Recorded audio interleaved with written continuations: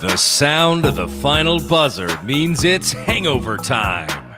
So grab a drink and join your host, Alphonse Sidney, for a Miami Heat Beat post-game show. Well, that's an absolute lie because we didn't wait for the final buzzer. No, that's not me. That's Solana. Oh, okay, there we go. It's me, Alphonse Sidney, aka Alpha954 here. Good job, Brass. Yeah, I mean, listen, I'm not playing any worse than the fucking Heat tonight. You started the game off like Tyler Hero. Like, you just fumbled the ball, like, off the bat. It was in tribute. But yeah, so the Heat are currently getting their ass kicked. I mean, the game's still going on, but the game is over. They're down 49 right now as we speak. I'm not allowed to give play-by-play. But just imagine like a dumpster on fire. That's kind of what the game looks like right now. So we're not going to keep you guys here very long because there's not a lot to talk about. I don't know what you take away from a game like this, Tiffany. Like, I really don't. But before we go around the horn, I introduce myself. Go ahead, Solana. Tell people who you are, where to find you. I'm Solana. And you can find me at Alex M. That's such a weird way to like. People, I don't know. What do you do for a living? Alex M. Solana on Twitter. The third Dragic brother. I'm on the Hawk and Crowder show on 790 The Ticket and 560 The Joe WQAM. Is this still really the Joe? They haven't changed that?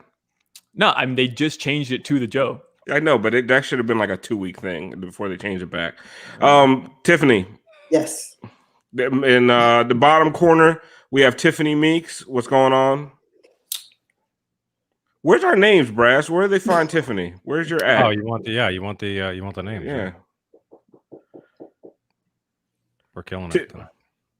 We're doing amazing. Tiffany, what are you drinking? And how much have you drank to get through this game? My old standby, but I got to switch it up for tomorrow. So no more Tito's and fresh limes and lemons. I'm coming with the Jack tomorrow. Solana, what are you drinking?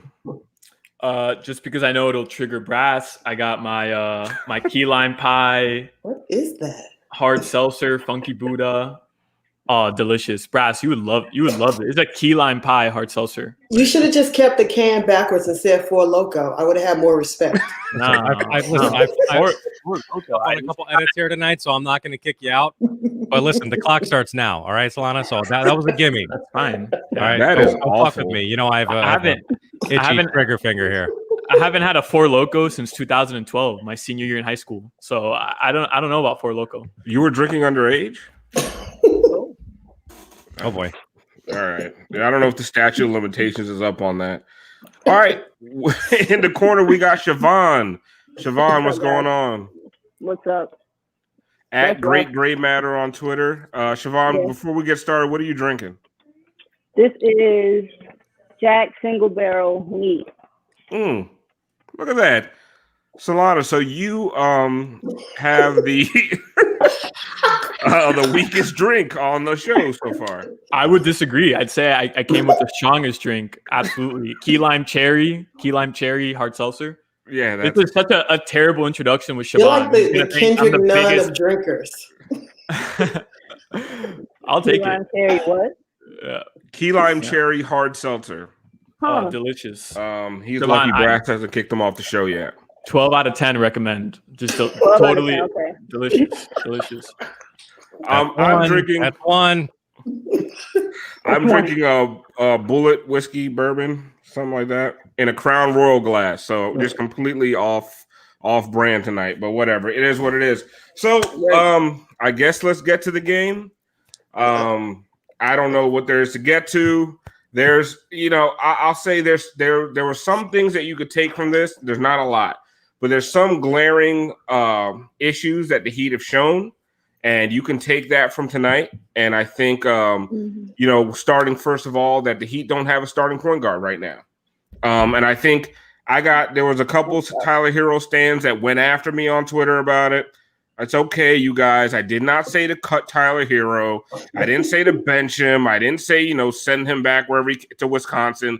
All I said is he's not a starting point guard. Like, that is not a wild ass thing to say. Like, Tyler Hero is just not a starting point guard.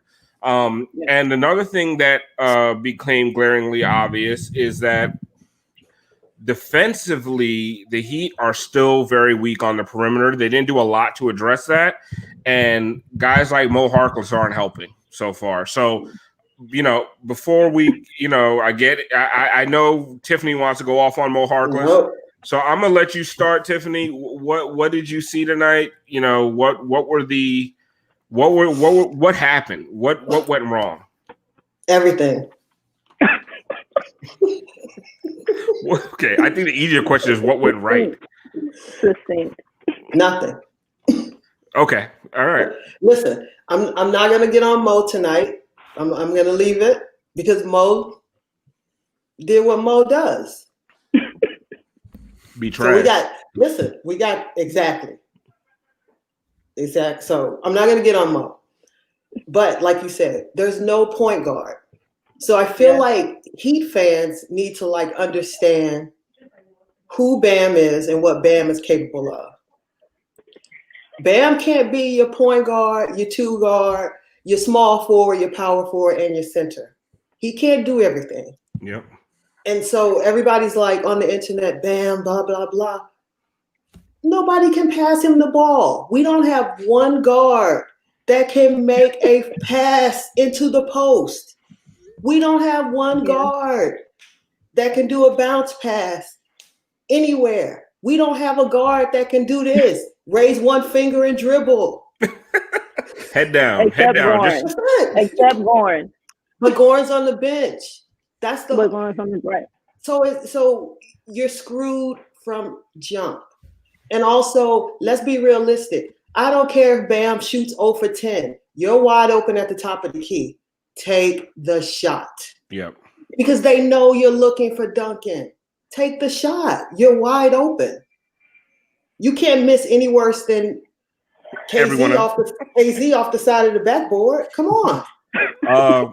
Before we get going, Moose has just entered the chat. That's what's going on, people. I was not letting go of the rope. I was there waiting for. You were trying to see the comeback was coming on, guys. Yeah, you're right. Really, I was fixing up another drink. I was smoking a little bit. This one was rough. I was trying to forget it. This one was Moose, bad. what are you drinking? So I kind of realized that I've shown up with a different drink every time, but my go-to is a whiskey and ginger ale. So that's what I'm drinking right now. What kind of whiskey? Fantastic combination. It is. Yeah, so I'm about 3 deep right now. So we're feeling good. What kind of whiskey though? I got a bottle of Monkey Shoulder for Christmas. So it's pretty good. No, it's actually it sounds sketchy as hell, but it is really smooth. Okay. Okay. Yeah. I've been putting work I've been there. I've had it before. Okay. Solana. Looking for a sponsorship. Yeah, there we go. Monkey's Foot Whiskey. Monkey Shoulder for the moose. Monkey's Paw Whiskey. Honestly, we should just go into a whole thing about Wonder Woman 84. Please, I'm ready. Yeah, honestly, that'd be more entertaining than talking about this game. But Solana, we've talked about everything that went wrong. Honestly, we haven't even gotten into turnovers yet. 10 turnovers in the first quarter, as many shots made as turnovers. You're not going to win that way. Solana, what were some positives? Which I know it's hard to find in this game, but what were some positives that you saw? I don't think it's hard to find. I think the first one that stands out, you'll probably all agree, Precious Achiuwa. I understand the game was out of hand, but hit a nice little jumper, stepped into the paint, hit a jumper. Played hard. Right. It was just aggressive all night. So, look, once you're down, what was it, 25 in the first quarter, maybe it was 24. Whatever. You weren't going to beat this team. I think Giannis was. I haven't looked at the box score. We had 9 points. You lost by 47. Yeah. That's not going to happen. That's truly. And I get the game just ended, and we want to write this off because we want to pretend like this will never happen again. That's never going to happen again. Jimmy Butler won't let that happen if he's playing. But I will say a lot of Heat fans are probably going to write this off and say the Heat are still better than the Bucks. And I'm not saying they're not. I still think in a playoff series, the Heat can be a better team. We'll find out, what happens with the roster and whatnot once we get to the playoffs. But the Bucks are a better team. I think they showed us tonight, right? They're at the very least, they're a better team in the sense that they have more guys who can create their own shot. They have more guys, Drew Holiday. Their additions worked. And I'm not trying to I take too don't much think they're a into one better game. team. I don't agree. believe that. I don't agree. Just to quickly finish up my point, and you guys can tell me I'm wrong. You're horribly wrong, Solana. Shut the fuck. That's fine. Brass? No, That's fine. I was gonna I'll let him get Brass after this game. I'm gonna let him. I'll let him slide even out. even with a healthy Jimmy, I still think that he can be better. And again, it's only the third game, so who knows what this team will look like come May or June. But that Bucks team won't lose a series in 5 in the playoffs this year. They just won't. Like, they're a better team this year, in my opinion. They have better pieces, and I can't see them losing to anybody in 5 in the playoffs this year. What I'll say, Solana, is that they just lost to the Knicks by 30. Like, I think like I don't think we can extrapolate a lot from final scores. I don't think we can extrapolate a lot from a team making 29 3-pointers. Like, this isn't who they are. They had guys franchise record for them. They had guys, NBA record, right? Wasn't that an NBA record? I think it's an NBA record. They had guys that makes me feel even better. Go for it. They had Thanos Antetokounmpo. That's his name. I'm not trying to Thanasis. Whatever. People are calling me gutless. I'm not saying that he can't beat the Bucks. I still think the Heat are a better team in a playoff series. You just think you think the Bucks are better than last year? I think the Bucks are a better team, and you're right. You're totally right, Alf. They just lost the Knicks by 30. Like, I'm clearly just living in the moment because of what happened. But even coming into the season, I saw this Bucks team different than a lot of us here at Heat Beat did. I think they're a tougher out this year in the playoffs. That's all I'm saying. Like, they showed us even tonight that, like, they cared about this game. Like, they came in determined. Hey, we want to win this game hard. They just lost to the Knicks by 30. Right. Yeah, that's part of it. You're totally right. I'm living in the moment. I'll admit it. But it doesn't change my opinion on this Bucks team. I just don't think they're a team that's going to lose in 5 to anybody, to the Nets, to the Heat, to the Celtics in the playoffs. I think they're better than that this year. We're going to whoop Milwaukee's ass tomorrow. Okay. Yeah, I'm with it. I'm with it. I think that's coming. And even if we don't, I don't take a lot of stock in what's happening. The Clippers lost by 50. This NBA season has just been weird so far. Why is that? Why do you think that is, by the way? Like, why are we seeing because all the bubble teams are getting their asses kicked. Because they're tired. Yeah, like all the bubble teams. If you look, all the bubble teams are getting their asses kicked. The teams that haven't played since February are doing just fine. You know what I mean? We shouldn't be surprised by this. Like, this is something that we all said coming into the year, and it's exactly how it's playing out. So, like, we get caught up in the moment, but this is really what we all said was going to happen. We're just watching it play out, you know? Listen, the Lakers have already lost. I'm sorry, go ahead. I was saying the Lakers have already lost a couple games, and then the media, national media, they're talking about does he need more help? They just won the fucking championship, and they're asking for more help. Which is crazy because they're better this year. They're a much better team this year. It's insane, but whatever. Well, he lost Rajon Rondo, so they're all like, he needs help. Rajon Rondo and Dwight Howard were the difference. Moose, one of the things that we talked about ad nauseum last year, and what to Solana's point, this might be something to take away from the game. On paper, coming in, Drew Holiday versus Tyler Hero is a fucking terrible matchup on both sides of the floor. No question. There were several times Tyler could barely make it off over the half court line. And Drew was in his face and he's throwing the ball away. One thing I do think we can take away from this is that unless they find somebody who can start at point and present an issue for Drew Holiday, they're in a lot of trouble because the point of attack defense is still horrid. And now you're talking about a guy who can't handle the ball under pressure. And you're making the assumption that you get to the Bucks.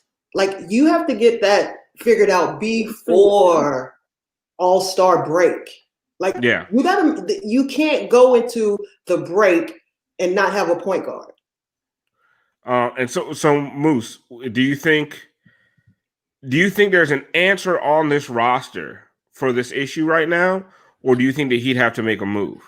I don't think the answer is on this roster. What I do think eventually needs to happen is I don't love this move. I just think it's based off what we have. I think eventually Avery Bradley is going to have to take over that role just for defensive purposes. You know, I'm not saying and let Bam and Jimmy handle the ball. Exactly. And again, I'm not saying that is the answer. We just got to deal with what we have right now. You know.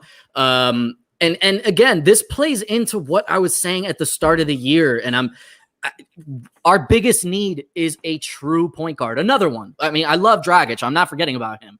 But I'm saying we need another true point guard. You can't have enough of those floor generals, and we're seeing that right now. This is too much for Tyler Hero to handle in his second year, and it's unfair to him because I do think it's limiting for as great as it is to give him this opportunity and it helps expand his game. I think it's also hindering him too much on the offensive side, which is where he should be flourishing right now. This kid is an offensive dynamo, but he's just trying to get himself out of this box that we're like forcing him into right now.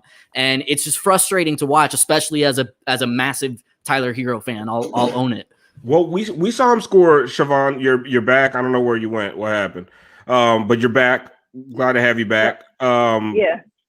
We saw him score 12 points in the first quarter as soon as Goran hit the floor, right? Now the issue with that is we can't be relying on Goran to play 30 minutes a night, all right? So what, as far as you see it, what's the answer there? I don't know. I like the idea of Avery coming in just for defensive purposes, but I don't know. It's difficult, and you're right. You can never have too many true floor generals. And you see when Chris comes in. I'm sorry, not when Chris. You see when Goran comes in, how much more free Tyler is able to play. And I think it's interesting. Like over the off season, we were hearing a bunch of rumors about who could go here, where, whatever. And there were rumors of like Chris Paul, or just the idea or names of Chris Paul and other people were floating about. And I like Tyler. I love Tyler. But, he's not a true point. And I think you're right. It is hindering him to a little bit of an extent. I think we see kind of the same thing in Kendrick, right? I don't think Kendrick, at least not yet, should be taking on maybe so many of the playmaking responsibilities. But if you give him the chance to just play off ball, play freely, look to score the ball, I think, you just see the offense flow more smooth. You see a little bit of confidence start to build. I don't know what the answer is right now. I don't know that the answer is currently on the roster. I agree with Moose there. I think maybe moving Avery is a Band-Aid. It'll help. But again, with what Tiffany said, you gotta address it soon. Or I don't know, it can get scary. Russ is in the East now. If Tyler is, so being asked to guard these types of dynamic point guards, not getting that from him defensively, and then having it also affect his offense, I think, it's not good for us. There's a guy in the chat going nuts because we're not talking about the defense. Buddy, they 29 threes. Like, what? Right.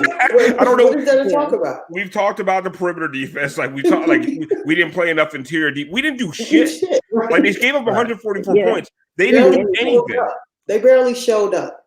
You can still critique the effort at the beginning of the game though, right? Like I think that's fair. Right. I think that's fair. All I'm saying is if this was a Riley coach team, they'd be doing suicides till 6 a.m. tonight. Right. Yes. No joke. Like there was 100%. There was no effort, and I hate that I keep having to do this, and all of us keep doing this. Like it's a 1 game sample size. Like no big deal. 3rd game, okay, fine. But bro, like that shit was embarrassing. It was. Was that on national TV, by the way? Yeah. I was watching. Yes. They cut away from it. I watched like maybe 20 minutes of this game on the national. They cut away most of it. It was horseshit. Yeah. Oh my god, I didn't realize. Solana, I'm so glad you said that too, because I think it was maybe like halfway into the second quarter or something like that. We were already down a massive amount, but I just kept saying to myself, like, man, they are so lucky that they're playing again tomorrow and don't have a practice in between, because Spo would run their asses off the court. Like they actually got off easy having another game tomorrow, I think. Dude, F that. Bring them in at 6 a.m., right? Like just everybody, even UD, like screw it. You didn't play, it doesn't matter. Let's go. UD's going to be the ones bringing them in at 6 a.m. Suicide drills, and Mo and Nunn have to do double. Whatever everybody else is doing, Mo and Nunn have to do double. Dude, what the fuck is going on with the turnovers, man? Like, what is like? Because that is not. And see, so like, my thing is like, Jason B in the chat. I'm fucking with you. All right, listen. You're talking about rebounding and all this stuff. Like, there's not a single good thing they did. I don't know what I don't know what to tell you, Jason B. Like, I love you. Thank you for tuning in, but I don't know what to tell you. But like, what I can tell you about this game that has, this is going all the way back to first game of the preseason. They can't keep the fucking ball in their hands. Nope. It's insane. Like, even in Bam, I mean, he had 7 turnovers the first game. Some of his passes tonight were so trash. Like, that man, he's a good passer. Like, he passed, Duncan Robinson was cutting to the basket, covered by Giannis and Brook Lopez, and he tried to a bounce pass into Tyke. Like, what are you doing? He's pressing. That's what he's doing. Like, get the fuck out of here. He's young. He's pressing. He's hearing the chatter. He's hearing that big check he signed. And he went out there with the idea, he is. You can clearly see it from the play. He tried to make every home run pass he could make. He tried to thread every needle. He tried to go after every loose ball, which was like him on one side of the court trying to sprint to the other side when actually, no, you should just be rotating over and whoever's on that post should be going over. He tried to do too much too soon. That's what it is. He's who he is. He will not thrive if there is not a dependable guard on the court, period. I feel like I think you're right. I think sometimes people are just asking a little bit too much of Bam, but at the same time, like I know he's pressing, but then you have to call him out for pressing. Yeah. Like, there's one thing. Sometimes I feel like some Heat fans are too hard and some coddle him too much. There's a middle ground. Like, there was a point he was in the corner wide open. Just shoot the 3, bro. Like, just shoot it. Like, you just be aggressive. You were down 40. Like, oh no, you miss a 3. Who gives a shit? Like, but sorry, just really quickly, isn't some of just him trying to make or not making the extra pass, but threading the needle every time? Like, isn't some of that also we're down 50? Like, who cares? Like, you weren't down 50. This was early on. Yeah. But he was doing it all game, and they all were. They all were like. And then guys just couldn't catch the ball. Like it was Mo Harkless was being fucking Mo Harkless. Well, Mo was Mo. Mo was prime time Mo tonight. Mo was the only one who played. Mo Harkless, more problems, Mo, so like Mo was the only one who's been he's been consistent. He actually showed up tonight. Like, in terms of what I expect, he's the only one that showed up. Siobhan, I want to get to another bright point. It's not super bright, but I thought KZ played well. I think he played well. He was aggressive. He played amazing defense on Giannis. I think what happens with the Heat sometimes is they shut down Giannis and they forget about every other defensive principle they have. Like, we shut down Giannis. Woohoo! Yeah, who gives a shit? You lost by 50. But I mean, I thought KZ played well. I thought KZ showed something. Yeah, I agree with you. I think he played well too. He was able to be kind of physical with Giannis. He's in front of him. He finished a -7 out Paula's 26 minutes. He were -40 in the other 22. That's a win. Why does that look like it was uploaded from like Alta Vista or some shit? I like it. Yeah, I don't know. I think like you said, he was able to defend Giannis pretty well. But you're right. We defend Giannis and then we forget about everyone else on the floor. Did Chris Middleton miss a shot? I don't think he did until like the fourth quarter. If he did, Pat Connaughton was just not like, it was just bad all over. I like what we saw from KZ. You're right. He was aggressive. Offensively, he took that corner 3. He missed it, but he's taking it. So we saw him hit a couple games ago. And he was aggressive going to the rim, which not a lot of people were doing at all. And especially because I think Spo kind of waved the white flag and never really brought Goran in after like the beginning of the second quarter. After that, there was no attacking the rim. There was nothing. Because you don't have a guard.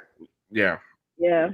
I mean, and that's what it keeps coming back to. It keeps going back to. But Bam doesn't even try. Bam doesn't even try. Bam will get to like 2 feet into the 3 and just set up for that pitch. Like, if he would look at trying to do Kelly gets the Kelly keeper all the time because they look at trying, or Kelly at least looks at trying to, go to the basket. Bam has the skill, and I don't know what it is, but just won't.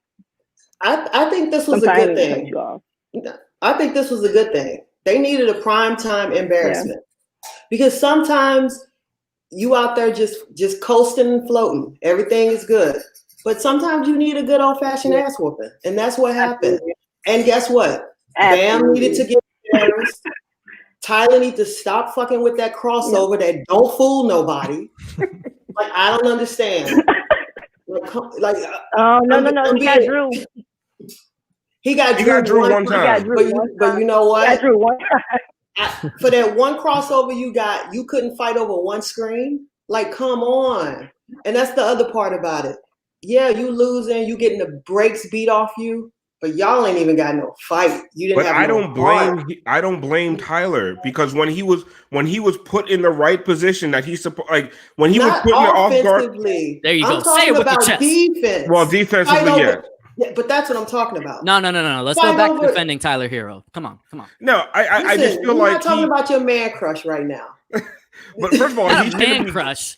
He shouldn't be guarding point. I want to be his friend. No, he shouldn't be guarding. He shouldn't be guarding point of attack. Like, no, he shouldn't. There's an issue there, and honestly, I do think the part of the solution would be bringing Avery Bradley in. But I also think a lot of it looks bad because there's the secondary ball handler is supposed to be Bam, primary is supposed to be Jimmy, right? And honestly, Tyler Hero's supposed to be your third point guard. But this is one of the things, and I'm not going to go deep into the Harden stuff. Right. This is one of the things you see when the Heat don't, when they're down one guy.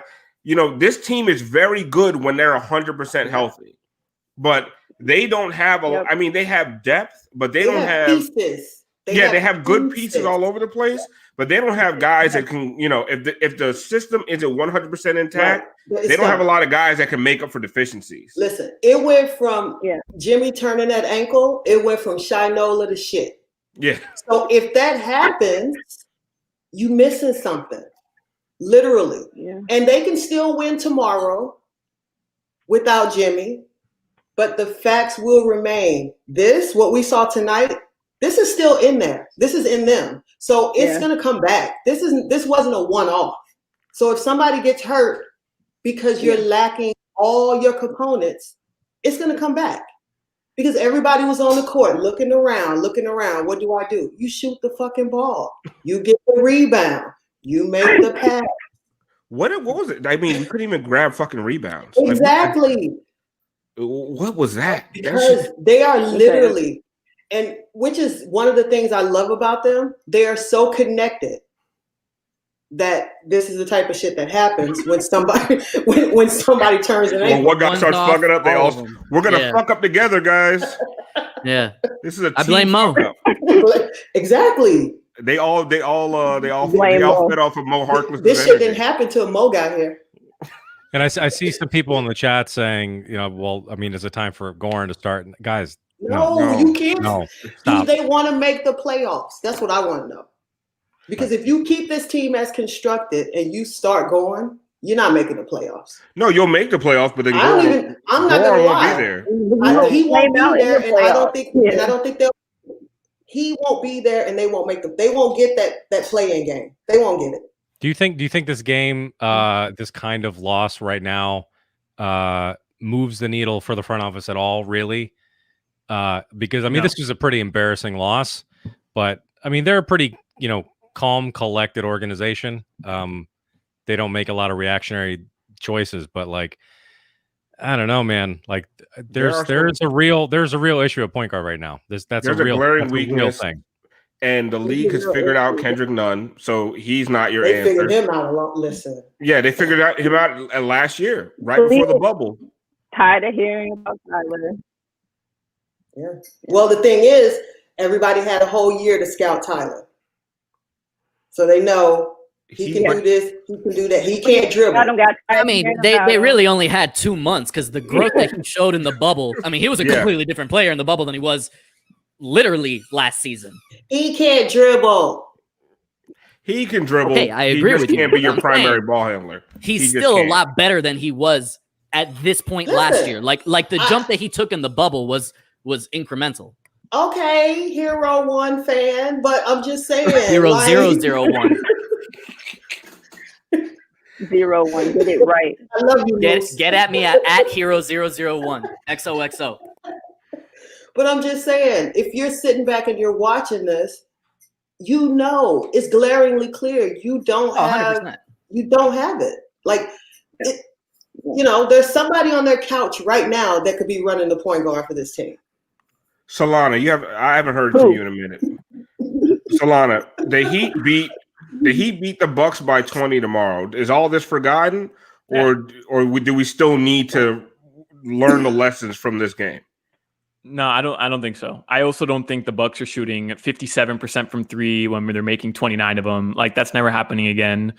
I think we're all right. I think we're overreacting because that's what you do when you lose by 47 points to a team that you want to contend with every single time you play against. So I think they're all right. I don't think I disagree wholeheartedly with Tiffany. I don't think if you start Goran, you're not making the playoffs. Like, I think that's a huge hot take. That's a scorching take. And I agree. There's an issue with guard. There's an issue with point guard. I don't think because you lost by 47, shake up the roster and do whatever you can to go find the quick fix. Like, I trust this organization, even if they lose by 50 again tomorrow.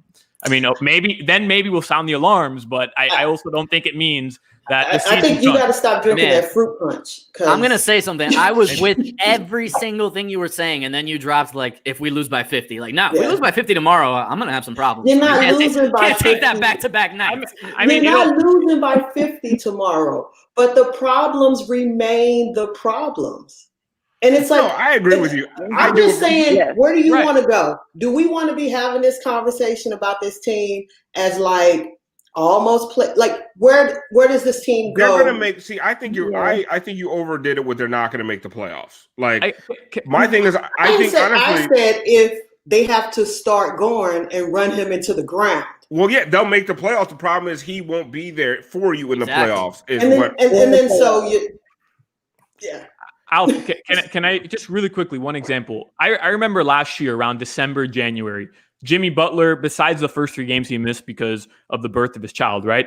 He was clearly having an issue shooting the ball. Heat Twitter was every game melting because Jimmy Butler was missing jumpers game after game. And I think at one point he was shooting like 24% outside the paint. Like, it was bad. Jimmy Butler was terrible. Everybody was saying, this is the guy we gave max money to. Everybody was panicking. Even though he was playing great basketball, this team was playing well. His inability to hit jumpers consistently had people afraid of his performance and ability in the finals, in the playoffs, and so on and so forth. And what ended up happening? Jimmy Butler, because he's a superstar player, because Eric Spoelstra understands that law of averages happens in the NBA, Jimmy Butler's not a bad shooter, he'd be fine in the playoffs. And that's what happened. He was fine in the playoffs. So I understand that's totally different circumstances, but the point being, it's a 3-game sample size. And as much as there is a problem, maybe as we let the games play out and as Eric Spoelstra continues to tinker with the lineup, as we know he will,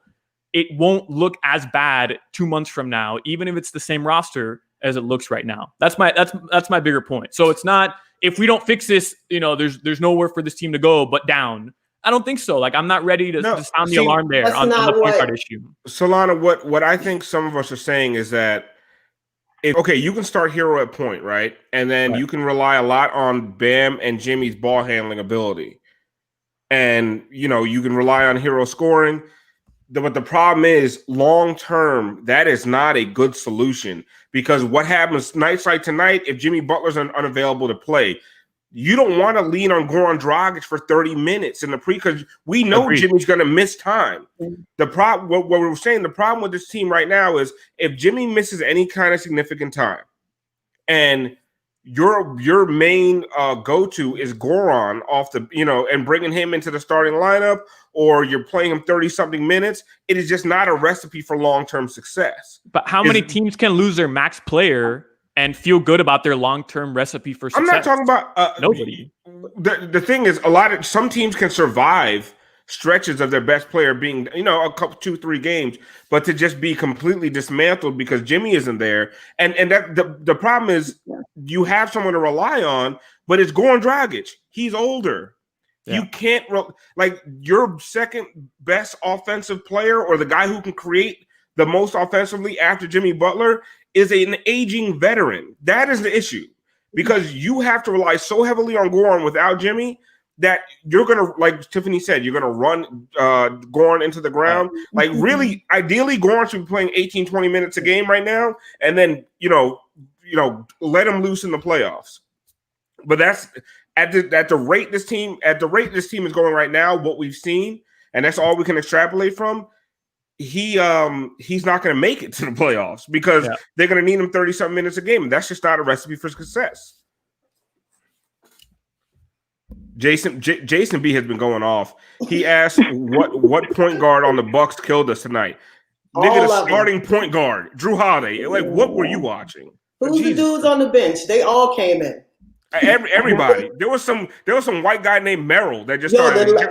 What was the last guy that was drafted? Yeah, some nigga, just dude named Merrill. Like, you can't let a white guy named Merrill fuck you up. Like, you can't come back to school after that. You out here in the school, y'all getting fucked up by a white guy named Merrill. Look, Tony's like, what the fuck?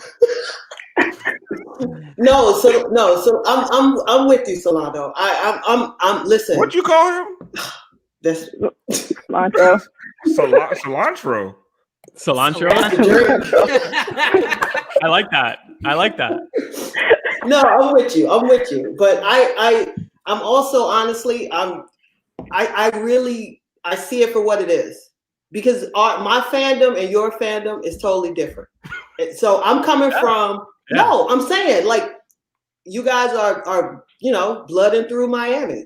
I don't live there. I just knew a kid named D-Wade from Illinois that got drafted. So I'm like, oh, that's it. Right. So I'm calling it like honestly, just like a regular fan sitting in the seat that's saying, oh, something's not right. No, I totally something's not right in the kitchen. I think that's fair, and I've learned from this franchise that overreacting to a 3-game sample size is probably not what you want to do. And I'm not saying Mo gone after 3 games. I think we all want Mo gone. We all want Mo. True. Siobhan, we wanted Mo gone the second that contract was dry. as soon as it was out of the printer. I feel like every time Merrill scored, it felt racist. What do you? I mean, I love doing that. I don't even remember Merrill scoring. When did Merrill come in? I don't know. I think his name was they didn't go with us, right, Cilantro? Yo, he came in at the end. That kind of scores, it feels racist. It does. It really does. It feels like cultural appropriation. I don't know. DiVincenzo. Dante DiVincenzo, white Dante. White Dante. Guess what Merrill's first name is? What? Streep. Sam. Sam Merrill. Sam Merrill. Oh my God! You got your ass whooped in the yard by a dude named Sam Merrill. Of course. And you got to come back tomorrow. They better not. They do. I have a question. What's that?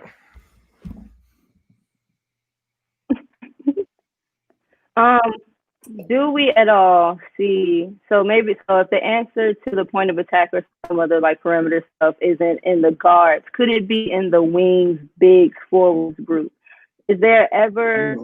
I don't know why. I want a Bam, a Precious, and KZ lineup. I want those 3 like just long, athletic. Spo or whoever the hell is deciding for us to go zone when we do it. Whenever we whip out the zone, like the 3 of them flying around, active hands, and it is 3 games, and so we don't want to necessarily get too far into the bag of tricks.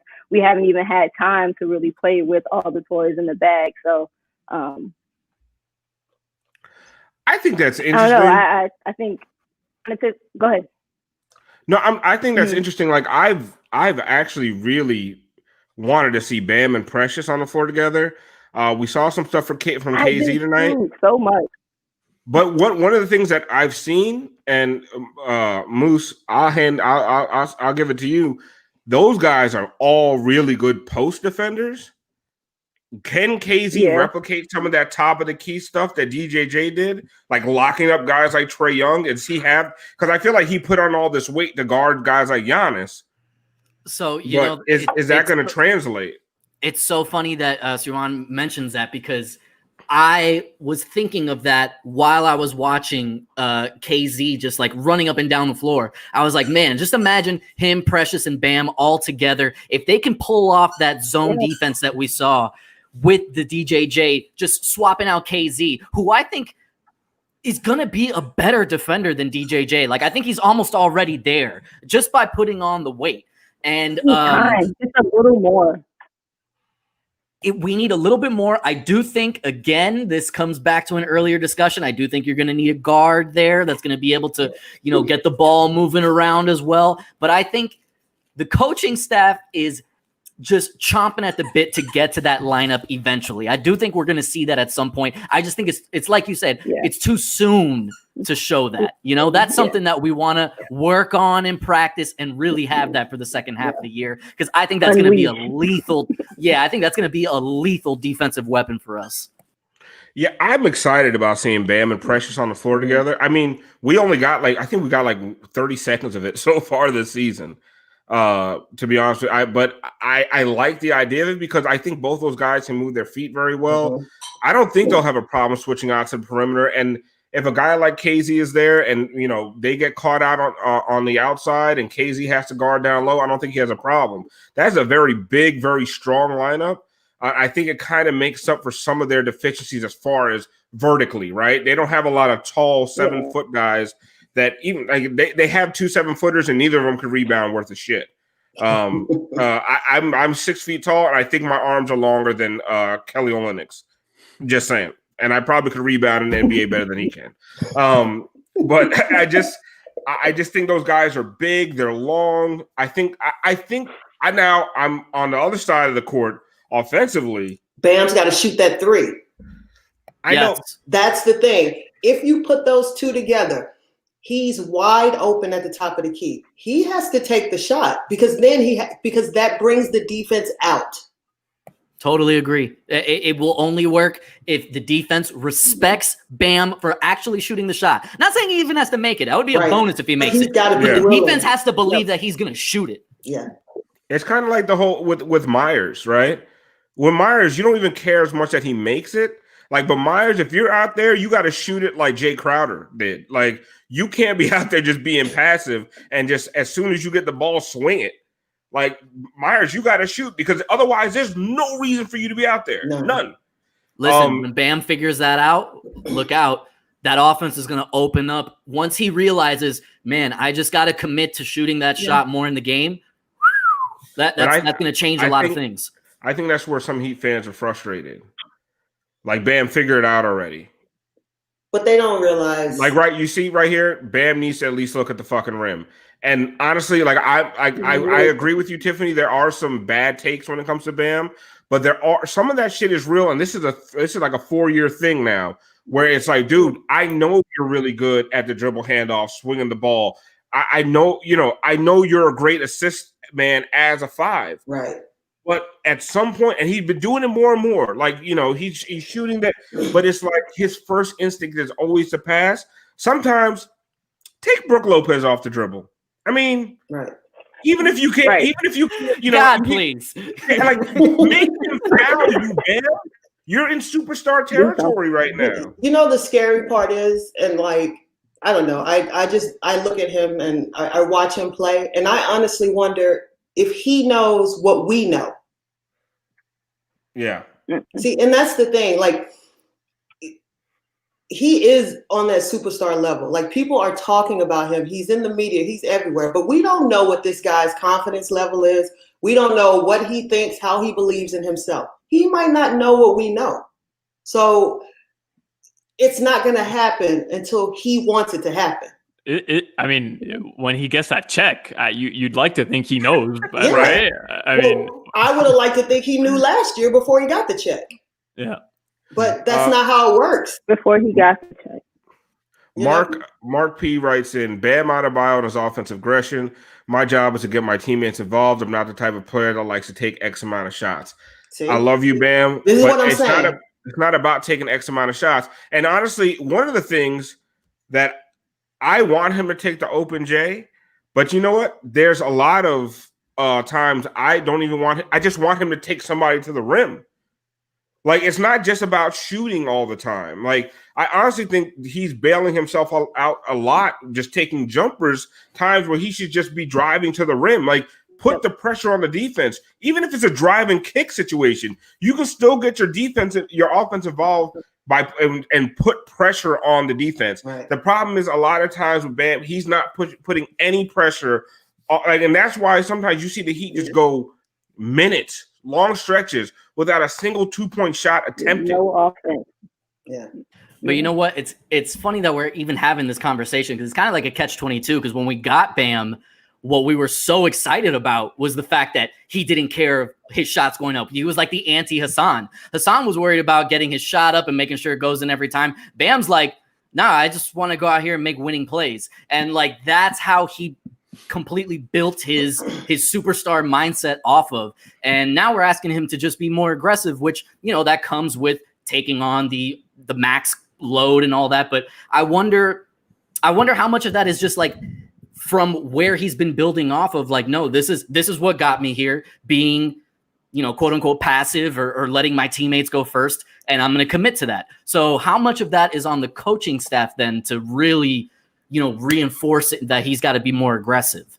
But he's also played with Deion Waiters, Dwayne Wade, Jimmy Butler. When those guys aren't around, Goran Dragic, like, Bam, we need more from you at this point. You know, and that's, you know, that's switch. Yeah. Like, you have to realize, you know, you see Tyler struggling. You see Duncan. Listen, one of the problems is, you know, without Jimmy there, who's on the Heat to double team? Like, who do you have to help off of on the Heat when Jimmy Butler's not out there and Goran Dragic? You muted yourself. Is that a rhetorical question or?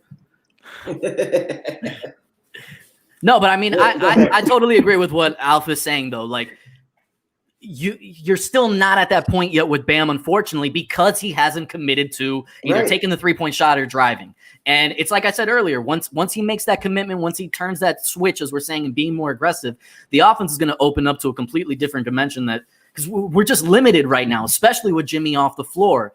And we're just asking too much from these other pieces, Tyler included. It's just we need that other point guard. We keep coming back to it, but we need that other offensive general on the floor to just be like, all right, go, set up this play, set up that play. Because right now, Bam's not being aggressive enough to take on that. What's Bino Udrih doing these days? Call him up. One of my favorite Heat point guards of all time. Yeah. Mario Chalmers is available. Oh, you know I'm down. You know, bring me Rio, baby. Get him from Greece. Can we get Point Justice back? No. Has he played a game yet? No. Nope. That's why I said no. Somebody was like, "Oh, the Heat lost that trade." I'm like, Justice right? He hasn't played in 2 years. The Heat got to the finals because of that trade, and Justice hasn't played a game since the trade. So wasn't that win against Milwaukee last year though? Like the second game. Oh my god! Wasn't that like his best game ever? Like 27-7-7. Yeah. Then he was hurt after that. Yeah. It's different though. Last year we were hunting. This year we're the hunted. You know, it's a different mindset. Yeah. It's growing pains. It's no point guard pains. It's just pains. They'll figure it out. Yeah. Well, all right. Dan's mindset has to be different. Dan's mindset has to be different. You're going from being like you said, being hunted to, or being the hunter to now being hunted. So I think Bam has to alter what he considers winning plays, right? It's not being selfish. It's, no, nigga, we're going to lose if you don't do, you know, exactly. a little bit more. It's not. No, you're right. No, again. But the hardest thing is to change somebody's way of thinking. It's hard. Especially you're trying to be humble. It can be done, but you can see it. He's stuck in his ways of how he's doing things. Yeah. Well, maybe it'll take a couple of these L's. I said we were only going to do 15 to 20 minutes. More Struce. Hell yes. I said we're going to do 15, 20 minutes. We're at 50. So I'm going to wrap this up. Hopefully we have a better, honestly, whatever. We had a good time tonight anyway. One of the things about Hangover Time, we're going to be on here regardless, win or lose. If Heat fans need a place where they could bitch, moan, and have a couple of drinks and have a good time, we're going to be here for you. Just don't drink that shit that Solana's drinking. Like, drink something better than that. Like, bring it. What is that? Oh, I'm gonna send you some monkey shoulder. Don't worry. Moose, monkey shoulder. Moose, this is key lime cherry, key lime pie. Yeah, Brass, get him out of here. Brass, get him out of here. Yeah, Brass, come on, he's done. Fire. He's done. Brass, thank you. All right.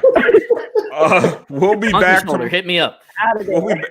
We'll be back tomorrow night. As the Heat take their revenge against the Bucks. Hopefully, we have special guest George Sedano joining us tomorrow. George texted me at halftime asking if he could just do the show now. So he's ready to go. So hopefully he's going to bring some hot takes. He's most likely going to yell at me. So everybody just be ready. He is going to scream at me about something. Plug the pod. Check out Miami Heat podcast. Thank you, Subtitle Anime paid us $2.99 to plug the podcast. So check out the Miami Heat podcast. We're streaming several times a week, and you can download the podcast on all your favorite podcast apps. Hangover Time is going to be back again on YouTube tomorrow night, and then starting Friday, January 1st, we're going exclusively to Twitch. So if you have not made the transition from YouTube to Twitch, do it now. Subscribe, follow, whatever you do on Twitch. Send us bits. There's all kinds of shit that goes on in those Twitch chats. I have no idea half the time. They're like, people are sending pennies. Like, it's weird. Like, I feel like a stripper, which is, listen. That's what I think of anytime you say send me a bit. I'm like, man, what did I just sign up for this season? Let's go. Honestly, throw dollars at me. I'm not too proud. Fuck it. What I got to lose? So we're switching exclusively to Twitch on Friday. Tomorrow there will be a pregame show on Twitch. I believe Siobhan, you're going to be on the pregame show, right? Siobhan froze right when I went to her. All right, Siobhan will be there. Jack Alfonso, Giancarlo Navas, some other Heat Beat luminaries. I feel like calling Heat Beat members luminaries. It's funny. But yeah, so check us out tomorrow. Hopefully it'll be a better time. Thank you, Tiff.